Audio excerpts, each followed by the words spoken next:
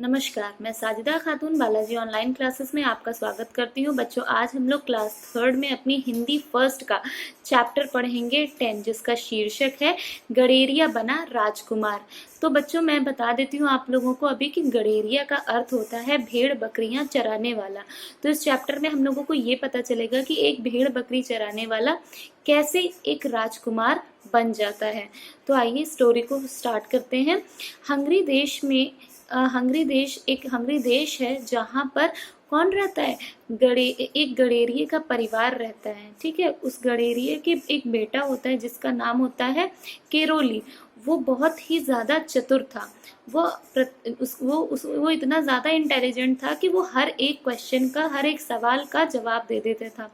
और उसकी प्रसिद्धि एक गांव से दूसरे गांव फैली हुई थी। मतलब वो उसकी प्रशंसा, उसकी चतुराई की प्रशंसा चारों तरफ फैली हुई थी।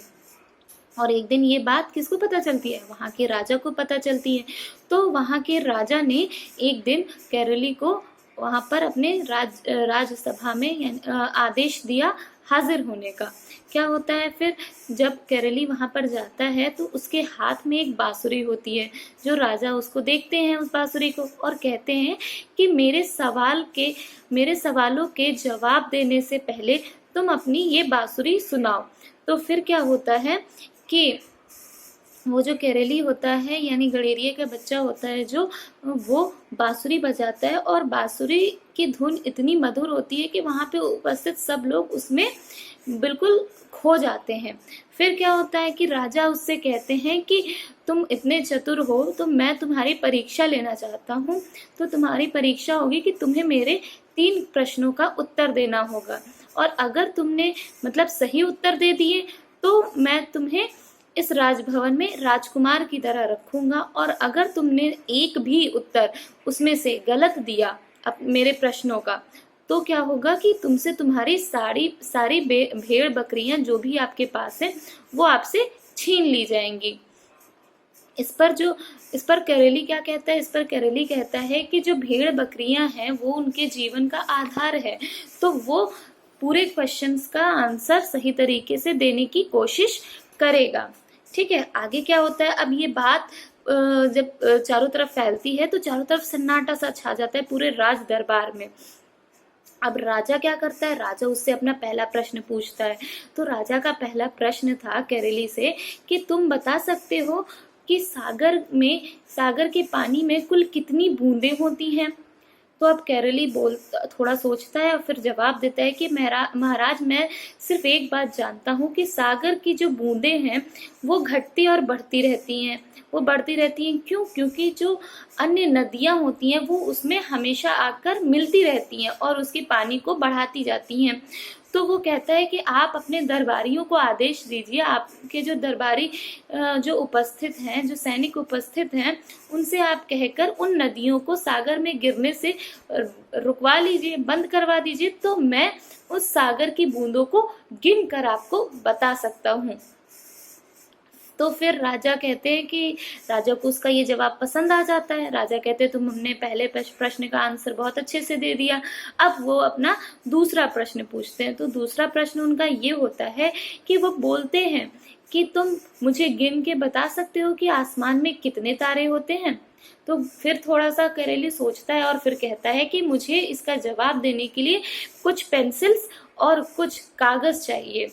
तो उसे वो दिया जाता है। फिर क्या होता है कि वो जो पेंसिल और कागज होता है वो वहां पर वो क्या करता है, वो उसको कुछ दरबारियों में बांट देता है और उनसे कहता है कि इसमें बिंदी बनाओ, यानी बिंदु बनाओ, यानी डॉट्स बनाओ, जितना हो सके उतना बिंदु उसमें बनाओ। तो सारे दरबारी खुश हो जाते हैं और बहुत मजे से उसको बिंदु बनाना स्टार्ट कर देते हैं। अब उसके बाद केरोली पेपर्स को वापस ले लेता है और महाराज को ले जाकर दे देता है और कहता है कि आप ये लीजिए, ये पेपर मैंने दे दिया है, ये कागज मैंने दे दिए हैं। अब इसमें जितने भी बिंदु होंगे उतने ही आसमान में तारे हैं, और आप अपने दरबारी को ये देकर किसी भी दरबारी को देकर आप गिनवा सकते हैं कि इसमें कितने बिंदु लगे हुए हैं। अब ये सुनकर दरबारी चौंक जाते हैं कि कहीं ये महाराज हमें गिनने के लिए ना दे दे, क्योंकि वो इतना ज्यादा उसमें भर दिए रहते हैं सब बिंदु यानी डॉट कि उनको गिनना असंभव हो जाता है।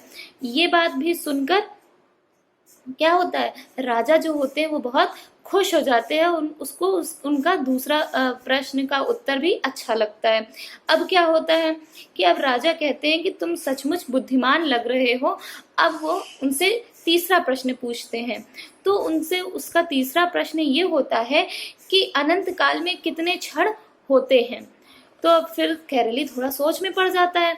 अब थोड़ी देर के बाद कैरली जवाब देता है कि हमारे देश के से बहुत दूर एक दूसरा देश है जिसका नाम है जर्मनी। वहां पे पोमेरानिया नाम का एक स्थान है जहां पर एक हीरे का पहाड़ है। वो इतना विशाल है कि वहां पर उसका चक्कर लगाना भी मुश्किल है। उस पहाड़ पर कभी कभी एक चिड़िया आती है और उस पर अपनी चोंच घिसकर उसे तेज करती है। उसके चोंच घिसने से जब तक पूरा पहाड़ घिस जाएगा तब अनंत काल का एक क्षण पूरा हो जाएगा। अब ये सारी बातें सुनकर जो राजा होते हैं वो बहुत ही खुश हो जाते हैं और उसको बहुत अच्छा शाबाशी देने लगते हैं और वो बोलते हैं कि तुम अपनी परीक्षा में सफल हुए। अब तुम मेरे दरबार में रह सकते हो। क्यों? क्योंकि तुमने जो उत्तर दिए हैं मेरे दरबार में उपस्थित कोई भी व्यक्ति इतना अच्छा उत्तर नहीं दे सकता। तो तुम मेरे राजमहल में एक राजकुमार की तरह रहोगे और अगर तुम चाहो तो जो तुम्हारे माता पिता हैं वो भी इस महल में अतिथि यानी मेहमान के तौर पर रह सकते हैं। इस प्रकार जो कैरली होता है यानी गडेरिये का बेटा होता है, एक भेड़ बकरी चराने वाला, क्या बन जाता है, एक राजकुमार भी बन जाता है और उसके माँ पापा राजमहल में अतिथि बनकर रहने लगते हैं। तो बच्चों ये स्टोरी जो है यहाँ पर फिनिश होती है। इसके जो भी नोट्स होंगे आपको स्कूल मित्र ऐप पर PDF के फॉर्म में प्रोवाइड करा दिए जाएंगे। Thank you.